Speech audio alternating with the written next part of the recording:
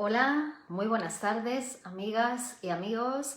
Bienvenidos al espacio de psicoanálisis y salud mental de la consulta de psicoanálisis de Virginia Valdominos, psicóloga y psicoanalista del Grupo Cero. Este espacio está dedicado al cuidado de la salud mental de la población y a la difusión de esta herramienta tan potente y tan poderosa para el cuidado de la salud mental que se llama psicoanálisis. Buenas tardes y bienvenidos.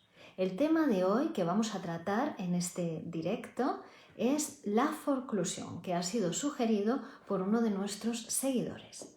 Ya saben ustedes que pueden sugerir temas para que nosotros vayamos hablando semanalmente de ellos y en cada vídeo después encontrarán el listado de temas que vamos a tratar en los próximos encuentros. El tema de hoy entonces se llama la forclusión. Esta palabra tan extraña para aquellas personas que nunca han hablado o han oído hablar de los mecanismos psíquicos, ahora vamos a explicar en qué consiste la forclusión. Ustedes habrán oído hablar del psiquismo, ¿no? Del aparato psíquico, de la mente humana. Y seguramente también habrán oído hablar de algunos padecimientos o sufrimientos del ser humano, del sujeto psíquico, que tienen que ver con el funcionamiento del aparato psíquico.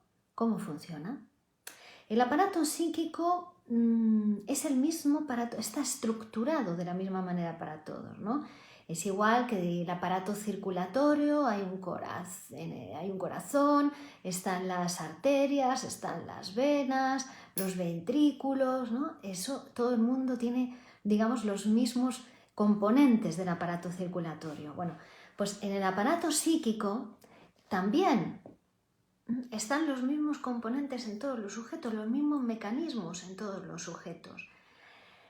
Lo que sucede es que la diferencia, digamos, o cuando se produce una enfermedad en el aparato psíquico, tiene que ver con diferencias, con cuestiones de cantidad en la utilización de esos mecanismos.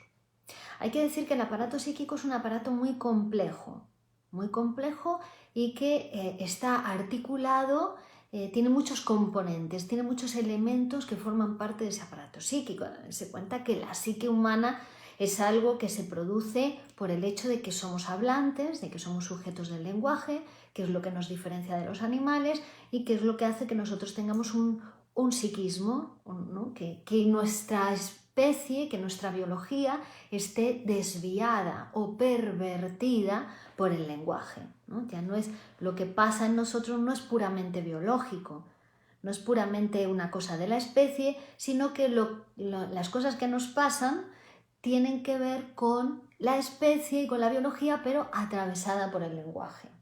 El lenguaje va a pervertirlo todo en el ser humano. De hecho, es algo que se produce en relación con otros seres humanos.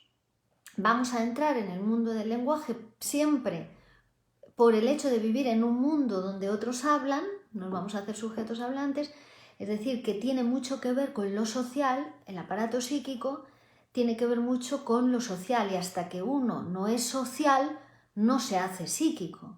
De ahí también la complejidad de ese aparato, tanto en la práctica como teóricamente hablando, el aparato psíquico está compuesto por muchos conceptos teóricos sobredeterminados por el concepto de inconsciente. Inconsciente quiere decir que todo lo que se pensaba acerca del ser humano antes del psicoanálisis, que si era un sujeto racional, que la conciencia era el centro del aparato psíquico, que las cosas dependían de la voluntad del sujeto, de mentalizarse, de concienciarse. Bueno, todo eso que se pensaba antes del psicoanálisis, a partir del psicoanálisis queda todo totalmente subvertido. Quiere decirse que ahora el centro del aparato psíquico ya sabemos que es lo inconsciente. Es decir, que lo que comanda en nuestras vidas son cuestiones inconscientes. Por ejemplo, hoy conversaba en una reunión familiar, conversábamos acerca de determinados tipos de accidentes haciendo deportes o accidentes de tráfico, etc.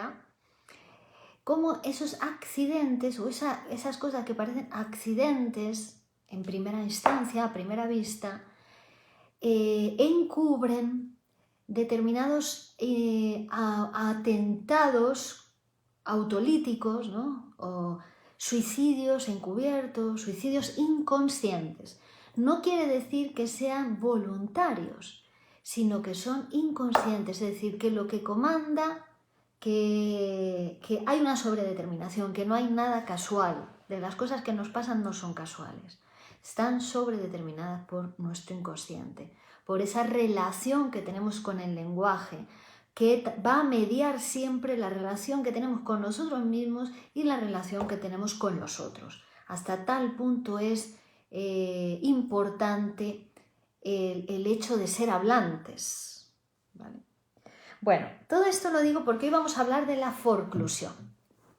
Y la forclusión es uno de esos mecanismos psíquicos que forman parte del aparato en todo ser humano, todo sujeto psíquico. Vamos a empezar a hablar de sujeto psíquico, que es más propio, más apropiado para nuestra disciplina, para nuestra ciencia, para el psicoanálisis, hablar de sujetos psíquicos, porque cuando hablamos de psicoanálisis, estamos hablando de un sujeto sujetado, sujeto quiere decir sujetado a la teoría del inconsciente, lo estamos analizando, lo estamos mirando, ¿no? Observando desde la teoría del inconsciente, porque también podemos hablar de un sujeto biológico, de un sujeto social, en función desde qué disciplina o qué ciencia lo estamos estudiando, ¿no?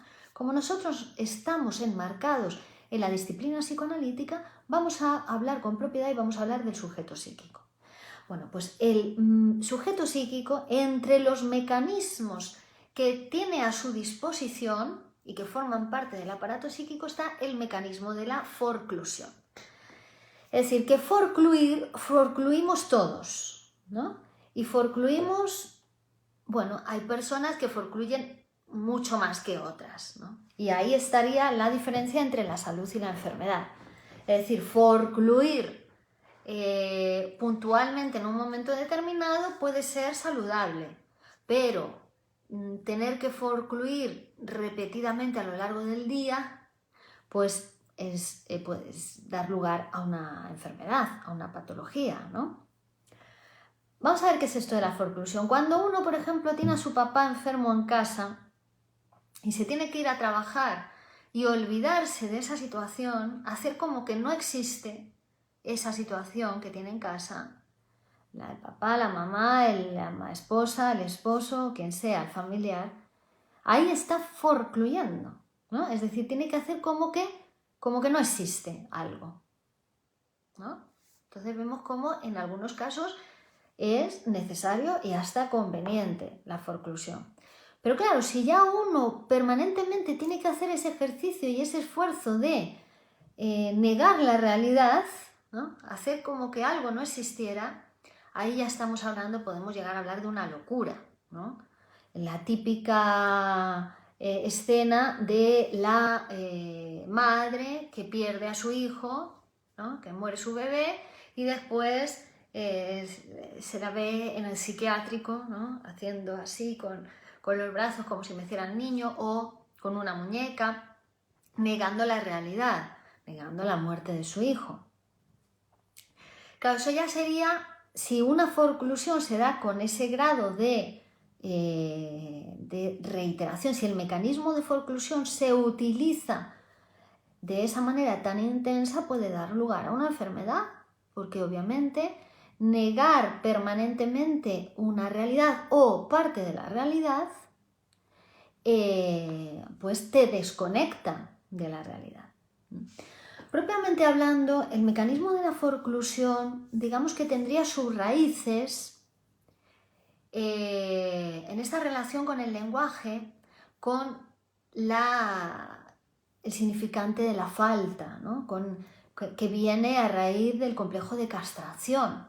Es decir, cuando entramos al lenguaje, cuando adquirimos la comprensión, no se trata ni de aprendizaje, ni de entendimiento, ni algo del orden de la conciencia, sino que cuando aprehendemos, capturamos la cuestión de la castración, es decir, la cuestión de que somos sujetos faltantes, que nos falta, que hay un vacío que no podemos llenar, que somos mortales, ¿no? Que no somos completos. Esta cuestión de la castración es precisamente la que nos hace entrar en el lenguaje, es la que nos hace entrar en el universo de lo simbólico, porque el lenguaje nos permite llegar a esos lugares donde no podemos llegar precisamente por nuestra falta, por nuestra imposibilidad, por el hecho de ser carentes. Bueno, pero eso nos permite hablar, ¿no? Porque somos sujetos sociales, es decir, gracias a que somos sujetos sociales podemos cosas que uno solo no podría, ¿no? Porque hablamos, porque podemos pactar, unirnos con otros sujetos, formar parte, ¿no? De ser un grupo, por ejemplo, ¿vale? Bueno, pues en la psicosis lo que sucede precisamente es que se exagera la utilización de este mecanismo, la forclusión.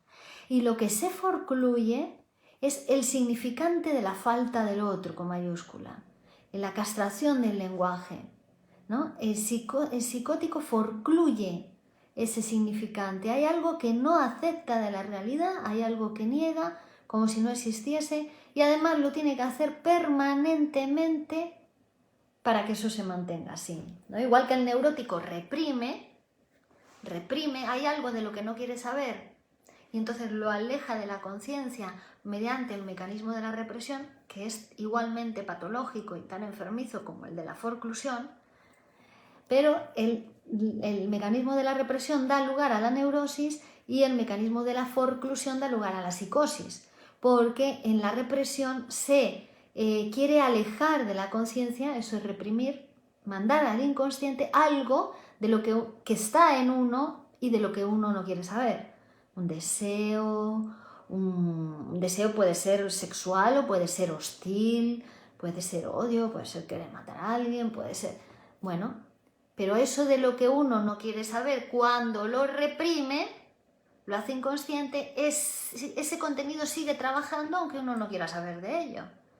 Aunque uno lo reprima, pero desde lo inconsciente sigue trabajando y con más fuerza aún, porque ahora ya uno pierde, el sujeto pierde el poder de, por lo menos, elaborar esa cuestión, hablarla, trabajarla, elaborarla y comprender que no es una mala persona, o ¿no? Que no tiene por qué castigarse moralmente por haber pensado o haber deseado eso, que una cosa es desearlo y otra cosa es hacerlo, ¿no? Pero el neurótico tiene esa problemática y entonces reprime, y la represión, como decimos, es siempre patológica, siempre va a producir algún síntoma, la represión.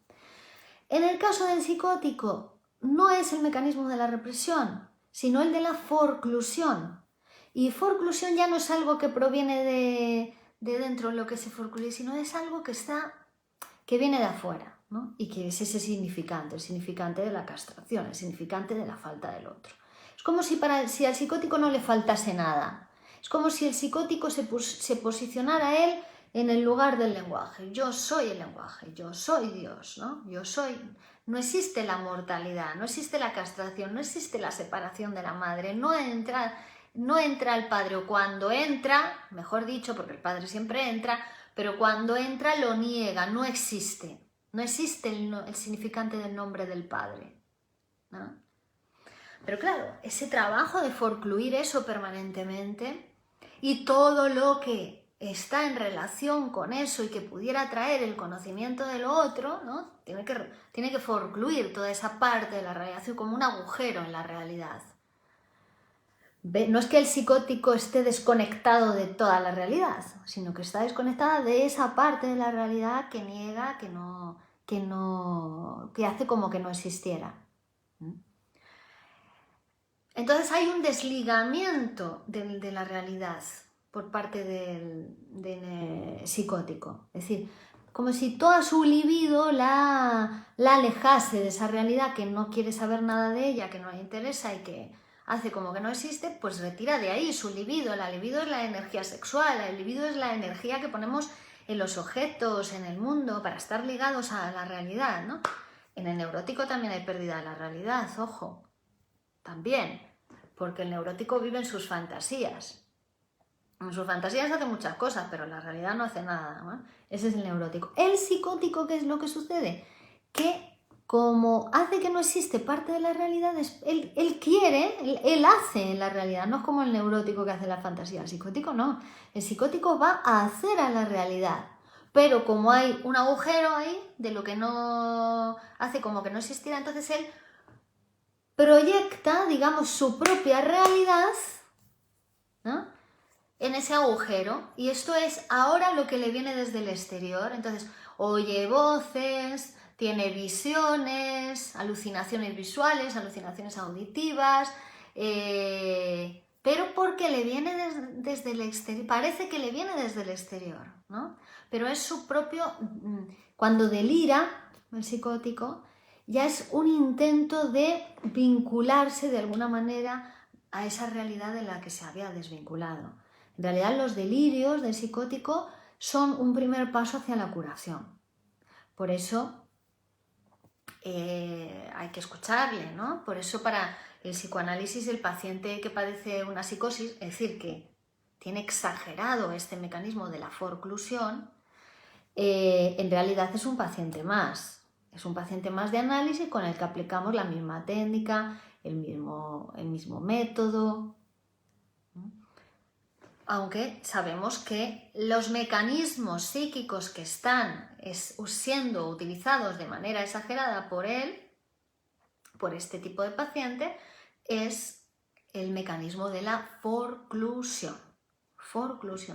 Entonces, importante, es un mecanismo psíquico que está en todo el mundo, pero que está exagerado, o que cuando está exagerado su uso, da lugar a patologías como esta que acabamos de comentar, la psicosis, los autismos infantiles, eso que esté tan de moda y que se conoce como autismo, son psicosis infantiles, son casos también de esta cuestión de forclusión del nombre del padre, forclusión del significante de la castración del otro, del lenguaje. Son todos problemas del lenguaje, son todos problemas con habitar el lenguaje, porque el sujeto tiene que habitar el lenguaje. Y claro, si en ese proceso de habitar el lenguaje, que es algo que tenemos que conquistar, es decir, si nacemos en un mundo hecho de palabras, entre otros sujetos, hablantes, pero tenemos que ir conquistando ese mundo, habitando el lenguaje. Reconocerse castrado, reconocerse mortal, reconocerse carente, reconocer que en uno hay un vacío que no se puede llenar, que necesita de otros. Todo eso, digamos que contribuye o que viene de mano de ese proceso de entrada en el lenguaje, de conquista del lenguaje, ¿no? Y vemos cómo los trastornos del aparato psíquico en realidad tienen que ver con ese conquistar el lenguaje, la palabra. Es por eso que en el psicoanálisis la técnica, ya ven cómo va de mano de eso, de humanizarse, ¿no? Tiene que ver con construirse como sujeto del lenguaje, como sujeto del inconsciente, ¿no? Porque el inconsciente también tiene que ver con ese otro que habita en nosotros, pero que no es yo, ¿no? El inconsciente es ese otro que habita en nosotros, pero no es yo, ¿no? Es ello y es super yo también, son otras partes de esa estructura psíquica que se conforman en nosotros cuando adquirimos el lenguaje. El aparato psíquico se divide y a partir de ese momento va a haber una parte inconsciente y una parte consciente, y además se va a subdividir, porque va a haber un inconsciente, digamos, pulsional, que que es así como nos referimos al sujeto del lenguaje, un sujeto que no es puramente biológico, sino que es una biología tocada por la palabra. Nuestro cuerpo está hecho de palabras.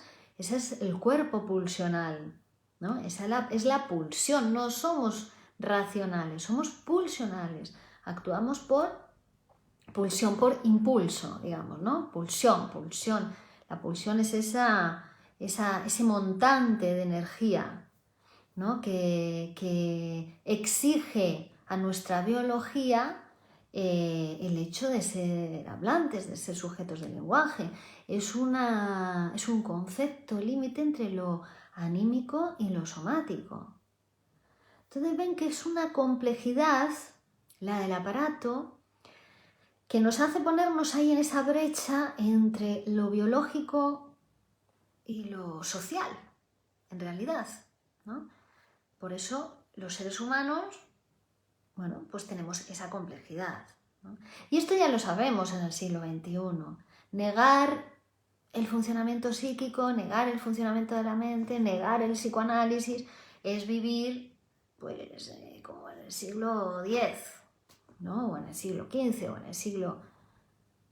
Algunos aventajados en el XIX, pero es que ya estamos en el siglo XXI, ¿no? La ciencia afortunadamente va por delante de nosotros y la poesía todavía más por delante de la ciencia, y entonces, bueno, pues tenemos todos estos conocimientos que poder escucharlos, por lo menos, que ustedes los escuchen, lo tengan en consideración, sepan que hay alguien en el mundo que está dispuesta a escucharles, que trabaja de eso, para escucharles, para que en ustedes se pueda construir ese sujeto del lenguaje, ese sujeto deseante, porque también solamente desea y solamente goza el que habla, el que se reconoce carente, el que se reconoce mortal, ¿no?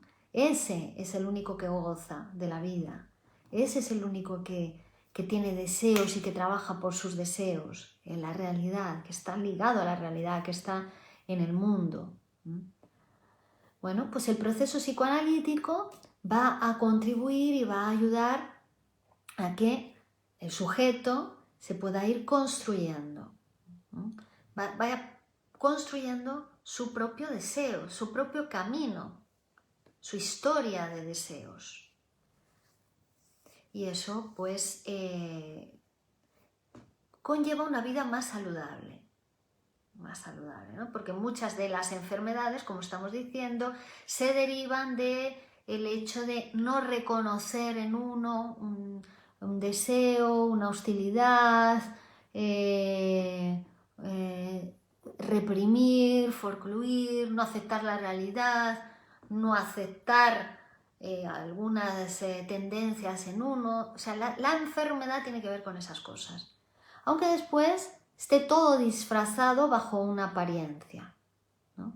Pero en el proceso psicoanalítico esa apariencia se irá desentrañando, se irá desmarañando, ¿no? Se irá deshaciendo a lo largo del proceso psicoanalítico. Por eso el paciente de psicoanálisis debe hablar, y debe hablar libremente, sin ser interrumpido. Solamente cuando advenga la interpretación va a actuar a modo de bisturí casi, ¿no? Abriendo nuevas cadenas significantes, nuevas cadenas asociativas, pero el paciente debe hablar libremente, ¿no?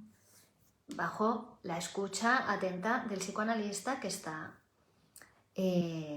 formado, está preparado para realizar esa escucha especializada de lo inconsciente, para producir lo inconsciente. Una escucha especializada para producir el deseo inconsciente, que al fin y al cabo es el que está produciendo la vida de ese sujeto, produciendo cada una de sus vidas, ¿no? Su inconsciente produce su vida. No es que haya un inconsciente para todo, no. Cada uno tiene su relación con el lenguaje, su relación con el hecho de ser hablantes, ¿no? El neurótico no quiere saber nada de eso. El psicótico hace como que no existe. Y el perverso, sabiendo, lo sabe todo. El perverso lo sabe todo y se salta todas las leyes, ¿no? De acuerdo con su deseo, ¿no? Entonces, bien, dicho todo esto sobre la forclusión, que ven que vamos articulando, no solamente hablamos de la forclusión, sino de muchos otros conceptos, porque no tiene sentido en psicoanálisis ningún concepto teórico aislado, sino que lo tenemos que poner en relación con el resto de conceptos, pero es como en el lenguaje, una palabra aislada, rojo, no dice nada. Pero si usted ya pone esa palabra en combinación con otras palabras en una frase, pues en función de con qué otras frases se articule va a tener un sentido u otro, ¿no? Bueno, pues lo mismo con los conceptos en psicoanálisis, o en cualquier otra ciencia. No están aislados, sino que están articulados con otros conceptos, y para poder entenderlos hoy lo hemos planteado, hemos hecho esta aproximación desde esta perspectiva, ¿no?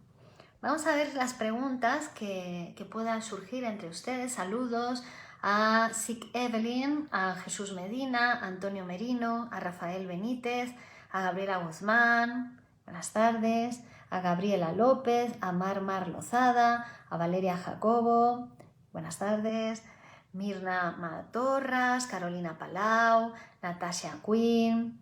Y Leto Mora dice: en la actualidad, las y los docentes tenemos un embrollo con tantos diagnósticos de estudiantes con autismo en diferentes niveles y no sabemos qué hacer con ello.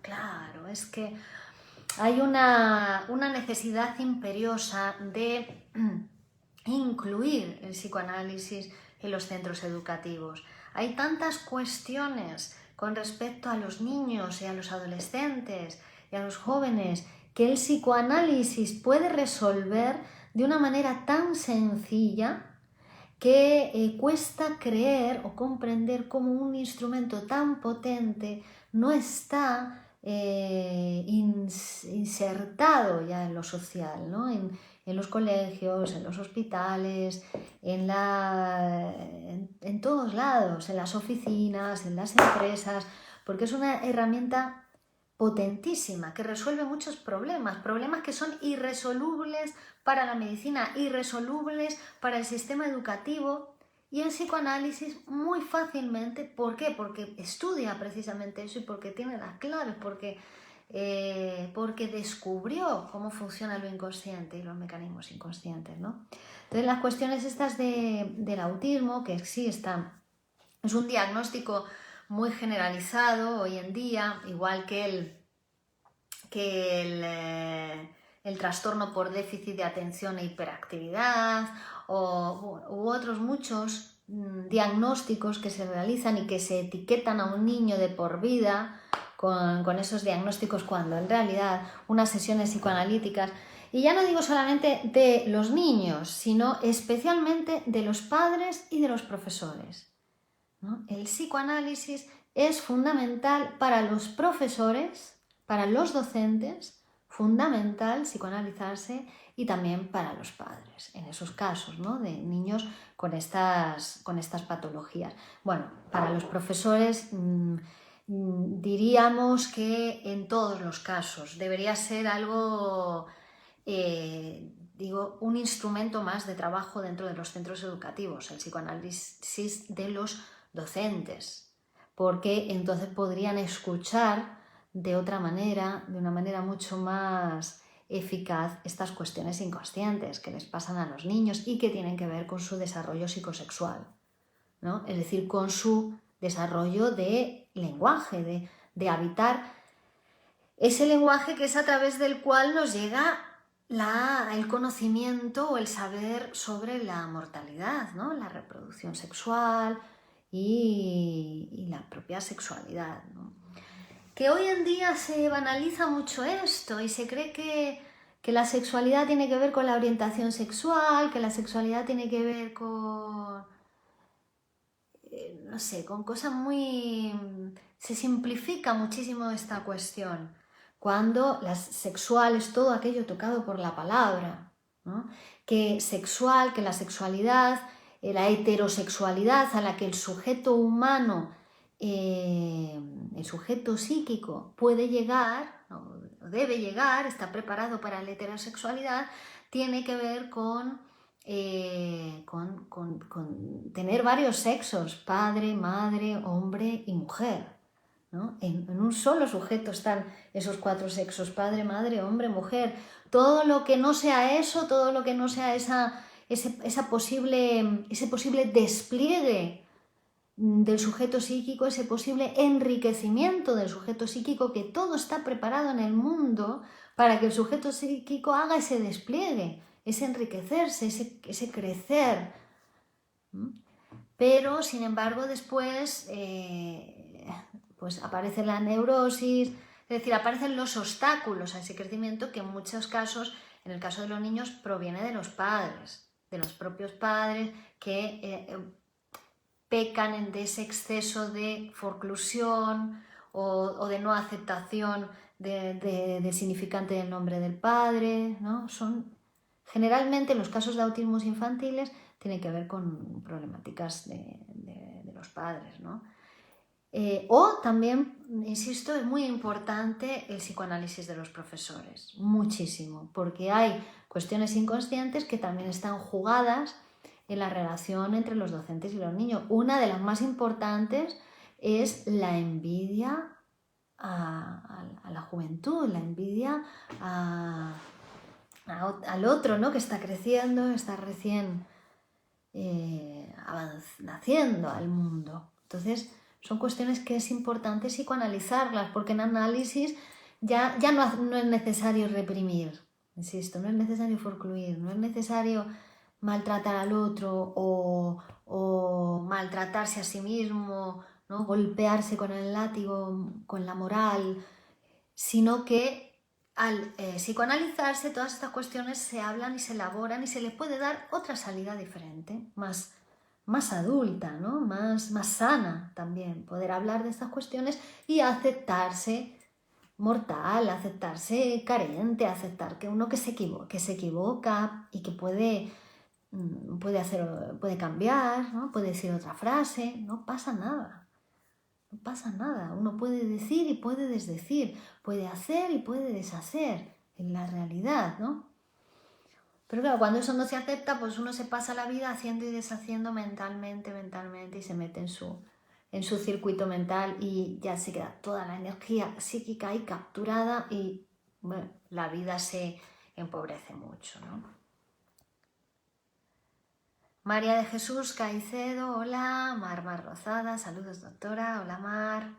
Ana Ruth, Sergio Leiva, Delia Mendieta, Sic Evelyn dice gracias doctora, Natalie Vallejos, María de Jesús, maestra Virginia, muy buenas tardes, hola. Leto Mora dice, es verdad, a mis estudiantes no les soporto que me digan mamá en sus lapsus cuando buscan mi ayuda en algo en clases, jejejeje. Dice, pero sin embargo es muy importante que tú desempeñes también esa posición. Claro, la formación psicoanalítica para ti, no solamente digo estudiar psicoanálisis, que está bien, sino tu propio psicoanálisis es muy importante, porque hay momentos que tus estudiantes necesitan que seas una madre para ellos, y hay momentos que necesitan que seas un padre, y hay momentos que necesitan que seas un hombre, y hay momentos que necesitan que seas una mujer. Es decir, en función de con quién estás hablando, esa conversación, esas palabras, ¿no? Esa relación con el lenguaje te va a llevar a ponerte en una posición u otra. Y las 4 posiciones son, o sea, poder manejarse en esas 4 posiciones, poder salir de una, entrar a otra. Eso es la salud. Eso es la salud. Sumar y sustituir. Porque si no, claro, si ya aparece, ay, mamá, y me está llamando vieja y no sé qué, o bueno, ya aparece algún tipo de prejuicio, ya eso no te deja. Ya no te deja que a ese ¿no? Que necesita una madre en ese momento, pero además no es contigo. Son relaciones transferenciales que se hacen, es como con la relación del paciente con el analista, ¿no? Son relaciones de transferencia. La figura del docente, del profesor, del maestro es muy importante para el niño, porque va a poner en esa relación afectos, recuerdos, que provienen en realidad de otras situaciones y que tienen que ver con otras personas, con los padres probablemente, con los familiares, y los va a transferir a la relación con el maestro, con el profesor. Por eso que el profesor tenga escucha analítica es muy importante, pues no tiene que intervenir, sino que tiene que desde esa posición que le ha puesto el niño en esa posición, decir la frase apropiada, conveniente para ese niño en ese momento determinado. Claro, porque es una frase. Y la benevolencia tiene que ver con eso, ¿no? La bondad del profesor, que sea un profesor bueno o malo, tiene que ver con decir la frase apropiada para ese niño, para ese estudiante en ese momento determinado. A veces el profesor tiene que dar un paso atrás y hacerse un poco el tonto para que el niño pueda dar el paso adelante en su proceso de aprendizaje. Porque no olvidemos que los que aprenden son los niños, ¿no? No es que el profesor les enseñe, es un proceso de aprendizaje. El estudiante es el que aprende, el que va ¿no? avanzando en su camino hacia el conocimiento y hacia el saber. El profesor en realidad es un mero transmisor del deseo por aprender, ¿no? ¿Ves? Esto también es una idea psicoanalítica muy subversiva. Es que el psicoanálisis lo cambia todo. Si entra el psicoanálisis en el modelo educativo, lo cambia todo. Porque ya no es que el profesor tenga que enseñar al niño, es que el profesor le tiene que apasionar, le tiene que transmitir la pasión por el estudio, por el aprendizaje, por el crecimiento. Pero claro, para eso tienen que ser profesores bien analizados, profesores que amen lo que hacen, profesores que realmente se apasionen, ¿no? Pero si ya son profesores que están reprimiendo, que están forcluyendo, que están enfermos, que no pueden disfrutar de lo que hacen porque padecen neurosis pues entonces, ¿qué les van a transmitir? ¿Qué deseo pueden transmitir a los niños? ¿Se entiende? Es más de ese hecho, de la transmisión del deseo. Lo que se desean son deseos. Después, uno cuando se conecta con el deseo ya es el propio niño el que estudia, el que trabaja, no le hace falta ni que le digan lo que tiene que hacer, ¿no? Pero es como los adultos también. Es el mismo mecanismo, ¿no? Cuando uno se apasiona por el psicoanálisis, ve a alguien, esa pasión que transmite por el psicoanálisis, wow, yo quiero saber más de esto, ¿no? Como le ha pasado a esto, wow, claro, wow, porque es que te cambia la manera de ver el mundo, de ver las cosas, de ver la realidad, de ver tu vida, ¿no? El psicoanálisis, poder hablar. Mira, el psicoanálisis tiene más que ver con sacarse cosas que hay en la cabeza más que meterse. No, sacar. Que tenemos la cabeza llena de ideas, llena de prejuicios, llena de ideología, que no es nuestra, que no nos pertenece, y que lo mejor de uno está fuera de uno, que el lenguaje está fuera, que la relación la tenemos que tener con el lenguaje y eso está fuera de uno, ¿no? Que hay que hablar porque ahí ya te conectas con el mundo, te conectas con la realidad, te conectas con los alumnos, te conectas con los otros, ¿no? Entonces, hay que desempolvar vuestro mecanismo psíquico, amigos y amigas. Hay que desempolvarse, hay que tener... Bueno, ahí no, quien quiera que lo haga y quien no, que no lo haga. Esto no es una obligación. Eso también es algo que nos va a enseñar el psicoanálisis, ¿no? Que uno empieza muchas veces por la necesidad, empieza a psicoanalizarse porque lo necesita, porque tiene un síntoma, porque se siente mal, tal, pero en ese proceso se va aprendiendo que no es por la necesidad, sino que lo desea, que es su deseo, porque a medida que va construyendo su deseo, pues ya va a tener que ir reconociéndolo, ¿no? Bueno, y vivir en el deseo es otra vida, amigos y amigas. Así que para cuidar nuestra salud, para protegernos frente a las infecciones exteriores y frente a al rigor de nuestra moral, para muchas cosas, les recomendamos comenzar su psicoanálisis. Virginia Baldomino, muchas gracias a todos por estar ahí. Si alguno de ustedes quiere conversar conmigo directamente, podéis encontrar mis datos en www.virginiabaldominos.com, mi teléfono, mi WhatsApp, el email, todo lo que queráis para contactar conmigo.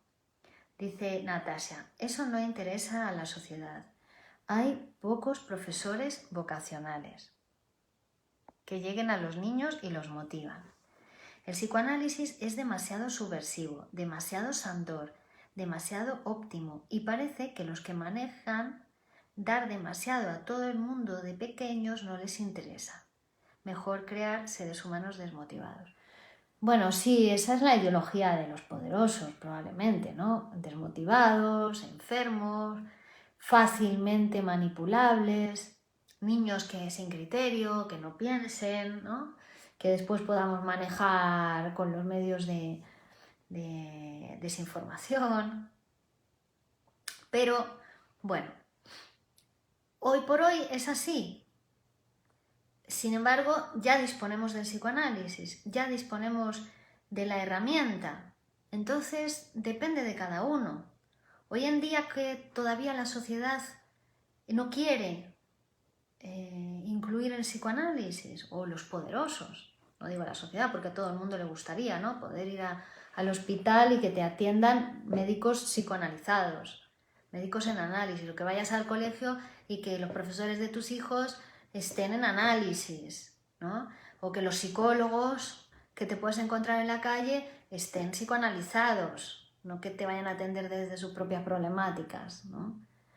A todo el mundo le gustaría eso, en principio, pero a todo el mundo le gustaría que los niños de hoy sean un futuro, sean grandes hombres y grandes mujeres que lleven a nuestros países y a nuestras patrias y a nuestro mundo y a nuestro planeta hacia opciones más beneficiosas para la humanidad, hacia el progreso para la humanidad y no hacia el retroceso de la humanidad. A todo el mundo, en principio, del pueblo, de los que somos gente del pueblo, gente trabajadora, le gustaría. Pero es cierto, hay poderosos que dicen lo bueno para mí y para el resto, mierda, con perdón, ¿no? Bueno, entonces hoy por hoy depende de cada uno. Hoy por hoy es una decisión personal lo de tomar, digamos, las riendas de la vida de uno y vivir en otro mundo. Y vivir en otro mundo no significa que te vayas a ir de este mundo, no. Es vivir en el mundo. Es vivir en ese mundo humanizado, que está ahí, que existe. Es vivir en la cultura, es vivir en la ciencia, es vivir en el arte, es vivir en la humanidad, que no es lo que transmite la ideología, ¿no? Es desalienarse de esa ideología que te lleva para acá y para allá y para acá y para allá y que hace contigo lo que quiere, ¿no? Es construir tu propio camino de deseos, tu propia historia. Eso es vivir en el mundo, esa es la subversión que produce el psicoanálisis. Es decir, en realidad haces lo mismo que todo el mundo, haces una vida normal, pero tu vida es extraordinaria, es maravillosa. Es decir, que no se trata de ser excéntrico o hacer una vida rarísima, pero que luego no cambie nada en ti. Al contrario, haces una vida normal, te llevas mejor con tu familia, con tus hijos, con tu marido, con tus amigos, con tu jefe, con el trabajo, pero la manera en que se vive es extraordinaria, es saludable, es sana, es humana, ¿no? Es en ese mundo, donde hay otros humanos. Claro, pero para eso hay que reconocerse mortal, hay que reconocerse humano, hay que reconocerse carente. Pero eso trae muchos beneficios, muchísimos beneficios. No es tan grave, ¿no? Al contrario, es muy sanador, como decía aquí Natasha, que justo había cometido un lapsus en esa palabra, ¿no? Sanador, y que el que se sana es uno, ¿no? Que el psicoanálisis tampoco tiene el objetivo de curar o sanar, es un beneficio secundario del psicoanálisis. El objetivo que tiene es psicoanalizar, es decir, que te psicoanalices, que te conozcas, que te transformes a medida que te vas conociendo. Y eso es un trabajo.